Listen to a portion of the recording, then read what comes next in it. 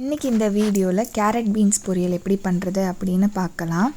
அதுக்கு ஒரு குக்கரில் 250 கிராம் கேரட்டையும் 150 கிராம் பீன்ஸையும் குட்டி குட்டியாக நறுக்கி தண்ணி ஊற்றி ஒரு விசில் வச்சு எடுத்துக்கோங்க. அதுக்கப்புறமா எண்ணெய் ஊற்றிக்கோங்க. இப்போ எண்ணெய் சூடானதுக்கப்புறமா அதில் 1/2 டீஸ்பூன் அளவுக்கு கடுகு ஆட் பண்ணிக்கோங்க. உளுந்தம்பருப்பு 1/2 டீஸ்பூன். இப்போ இது நல்லா பொரிஞ்சு வந்ததுக்கப்புறமா இதில் ஒரு பெரிய வெங்காயம் சின்னதாக நறுக்குனது, 3 பச்சை மிளகா, இப்போ கொஞ்சோண்டு கருவேப்பிலை, இப்போ இது எல்லாத்தையும் ஆட் பண்ணிக்கலாம். இதை நல்லா இப்போ வதக்கி விட்டுக்கோங்க.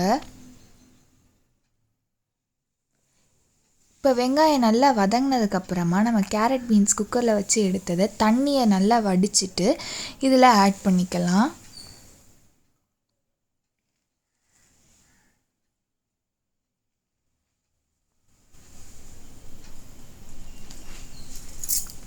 பார்க்கையிலேயே எவ்வளோ கலர்ஃபுல்லாக இருக்குது. இது குழந்தைங்களுக்கு செஞ்சு கொடுங்க, அவங்களுக்கு ரொம்ப ரொம்ப பிடிக்கும். இது ஈஸியாக செஞ்சிடலாம் நம்ம.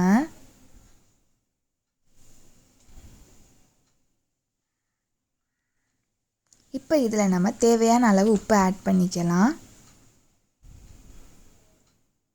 அதை நல்லா மிக்ஸ் பண்ணி விட்டுக்கோங்க.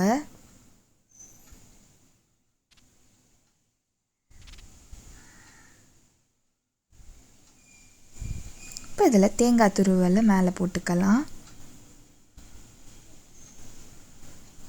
அவ்வளோதான், சுவையான கேரட் பீன்ஸ் பொரியல் ரெடி ஆயிடுச்சு. இதை செஞ்சு பார்த்துட்டு எப்படி இருக்குது அப்படின்னு நீங்கள் கமெண்ட் செக்ஷனில் சொல்லுங்கள்.